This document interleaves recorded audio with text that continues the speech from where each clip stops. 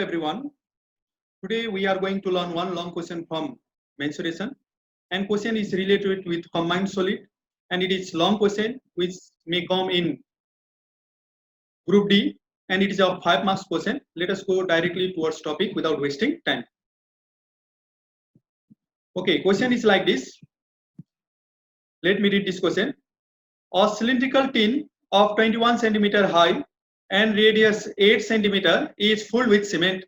Okay, हामीसँग एउटा cylindrical tin छ जसको हाइट हामीलाई 21 सेन्टिमिटर दिएको छ अनि रेडियस चाहिँ 8 सेन्टिमिटर दिएको छ अनि यसमा पुरै सिमेन्ट भरेको छ।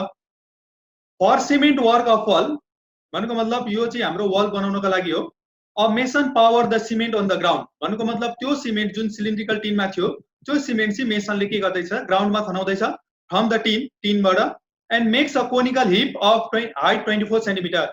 अनि त्यो सिमेन्टले कस्तो खालको शेप दिँदैछ त कोनिकल हिप बन्दैछ त्यो सिमेन्टबाट जसको हाइट चाहिँ 24 सेन्टिमिटर दिएको छ।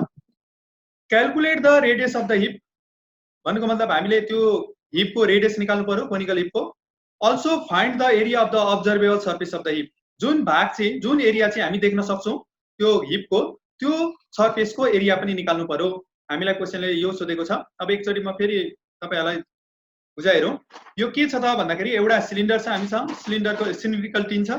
यो सिलिन्ड्रिकल टिनमा चाहिँ पुरै सिमेन्ट भरेको छ अनि यो सिमेन्ट चाहिँ हामी ग्राउन्डमा खनाउँदै छौं अनि ग्राउन्डमा खनाउँदाखेरि यो खनाको सिमेन्टले चाहिँ एउटा कोनिकल हिपको शेप लिँदै छ अनि जसको हाइट चाहिँ 24 सेन्टिमिटर दिएको छ। अब क्वेशनले हामीलाई रेडियस अफ द हिप माग्दैछ अनि area of the observable surface of the hip माग्दैछ। अब यसको सोलुसनै हेरौं। ओके, हामीसँग एउटा सिलिन्डर छ जसको हाइट र रेडियस दुईटै दिएको छ, समस्या कुनै छैन हामीलाई। अब हामीलाई एउटा कोनिकल हिप यो सिमेन्ट यहाँको सिमेन्ट चाहिँ यहाँ खनाउँदाखेरि एउटा यस्तो खालको शेप लिँदैछ अनि यसको चाहिँ हामीलाई हाइट दिएको छ 24 सेन्टिमिटर तर रेडियस दिएको छैन। यसको चाहिँ हामीलाई रेडियस हाइट दुईटै दिएको छ, यसको चाहिँ हामीलाई रेडियस दिएको छैन हाइट चाहिँ दिएको छ। अब यहाँनेरि हामीले के बुझ्नुपर्छ भन्दाखेरि यहीँको सिमेन्ट चाहिँ हामी यहाँ खनाउँदैछौँ भन्नुको मतलब यो सिमेन्टको भोल्युम र यहाँको सिमेन्टको भोल्युम र यहाँको सिमेन्टको भोल्युम त बराबर हो। यही रिलेसन युज गरेर हामी यसको रेडियस निकाल्ने वाला छौं। हेर्दै जाउँ यसको सोलुसन। त्यो भन्दा अगाडि हामी गिवन इन्फर्मेसन लेखौं क्वेशनको।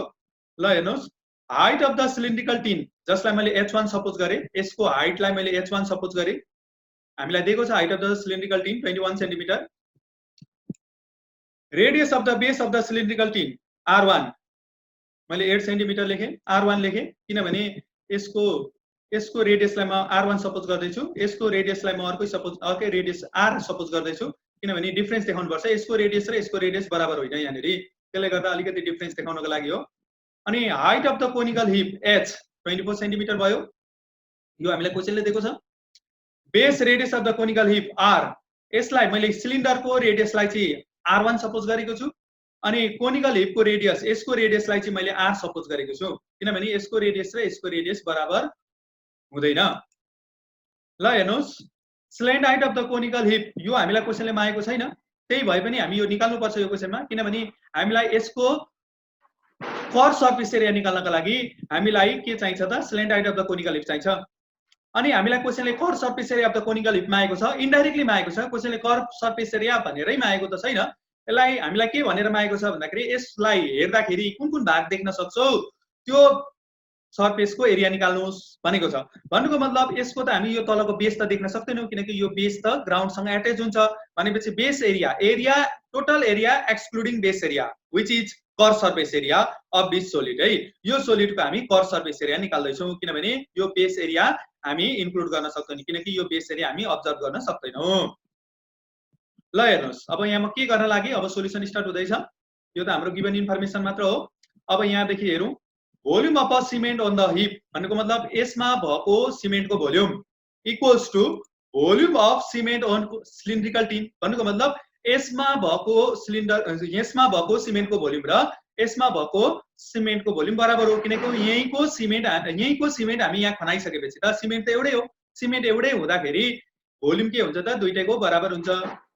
अब हेर्नुस्, volume of cement on heap को फर्मुला छ 1/3 पाई r स्क्वायर h अनि volume of cement on cylindrical टिनको formula pi R square H हो, तर मैले रेडियस r1 हाइट h1 मानेको कारणले मैले r1 h1 लेखेको।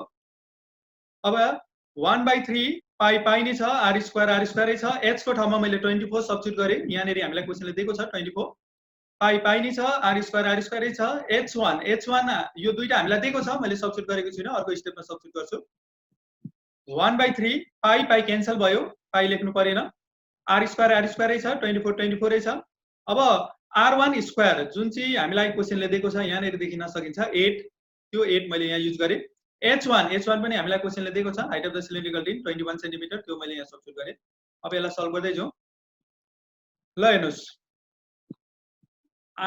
3 र 24 क्यान्सल गर्दा 8 हुन्छ, r स्क्वायर छ, 8 r स्क्वायर। अब 8 स्क्वायरलाई मैले 8 * 8 लेखेँ, 21 छ। अब r स्क्वायर को r स्क्वायर 8 * 8 * 21 बाई यो 8 गर्दाखेरि टोटल हुन्छ हाम्रो 168। अब यो स्क्वायरलाई यतापट्टि ल्याउँ, रुट बनाऊ। ल हेर्नुस्, r = √168। अब √168 को भ्यालु हुन्छ 12.96, भनेपछि r को भ्यालु आयो 12.96। अब भन्नुको मतलब हाम्रो base area base radius of a conical heap निस्क्यो। अब base radius of the conical heap निस्केपछि अब हाम्रो पालो रह्यो slant height of the conical heap झिक्न, किनभने स्लेन्ट हाइट हामीलाई कस surface area of the conical heap झिक्न चाहिन्छ, त्यसले गर्दाखेरि हो। अब हेरौँ, अब हामी स्लेन्ट हाइट को फर्मुला लाउँदै छौं, L = √r² + h²। L means slant height. अब r हामीले निकालेको छौं 12.96, त्यो हामी सब्स्टिट्युट गरौँ। h को ठाउँमा 24 युज गरौँ यहाँबाट। अब यसलाई सल्भ गर्दै जाउँ। √168 + 576, 12.96 स्क्वायर भनेको 168, 24 स्क्वायर भनेको 576। यसलाई टोटल गरौँ, टोटल गर्दा हुन्छ 744, √744 भयो। यसलाई पोइन्टमा निकाल्दा हुन्छ 27.27 सेन्टिमिटर। भन्नुको मतलब slant height of the conical heap पनि आयो। अब हामीले निकाल्नु पर्ने के भयो त भन्दाखेरि base radius of the conical heap निकाल्यौं, हामीले slant height of the conical heap पनि निकाल्यौं। अब हामीले निकाल्नु पर्ने छ curved surface area of the conical heap, CAC of conical heap. अब CAC अफ कोनिकल हिप को फर्मुला लाउँछौं हामी। ल हेर्नुस्, now CAC of conical heap को फर्मुला छ पाई RL। पाई को भ्यालु त कन्स्टेन्ट भइहाल्यो 22/7। यो रेडियस हामीले यहाँ निकालेको छौं, यो L अहिले भर्खर हामीले निकाल्यौं यहाँनेरि 27.27। यहाँनेरि आवश्यक पर्ने कारणले नि हामीले यो L निकालेको, किनभने यो L त हामीलाई क्वेशनले मागेको थिएन, यहाँनेरि हामीलाई चाहिने भएको कारणले यो L हामीले नमागे पनि हामीले निकालेको। अब भ्यालु सब्स्टिट्युट गरौँ। त्यसो भए पाई को ठाउँमा हामी 22/7 लेखौं, r को ठाउँमा 12.96, L को ठाउँमा 27.27। अब यसलाई सल्भ गर्दै जाउँ। हाम्रो टोटल आयो 1110.75 सेन्टिमिटर स्क्वायर। भन्नुको मतलब कर surface area of conical heap पनि आयो। अब लास्टमा हामी अब हेरौँ यहाँ के छ, हामीले निकाल्नु पर्ने कुरा सबै निकालिसक्यौं। Base radius of conical heap निकाल्यौं, slant height of the conical heap निकाल्यौं, curved surface area of conical heap पनि निकाल्यौं। अब हामीले रह्यो कन्क्लुजन लेख्ने। अब कन्क्लुजन कसरी लेख्न सकिन्छ? ल हेर्नुस्, लास्टमा हामी लेख्न सक्छौं therefore the base radius of the hip is 12.96 centimetre. यो जुन हामीलाई रेडियस अफ द हिप भनेर क्वेशनले मागेको थियो, यो हामीले यहाँ कन्क्लुजनमा लेख्यौं। अनि हामीलाई क्वेशनले मागेको थियो area of the observable surface of the heap. अब जुन चाहिँ हामीले यहाँ निकालेको छौं 1110.75 सेन्टिमिटर स्क्वायर, त्यो पनि हामीले यहाँ लेख्यौं। भन्नुको मतलब हामीलाई क्वेशनले कर सर्फेस एरिया इन्डाइरेक्टली मागेको हो। यहाँनेरि हामीले अब ल्याङ्ग्वेज लेख्दा curved surface area of the conical heap भनेर लेख्दैनौं, हामी के लेख्छौं त भन्दाखेरि area of the observable surface of the heap भनेर लेख्छौं। अब जुन चाहिँ यसरी कन्क्लुजन लेख्न सकिन्छ। Thank you all of you.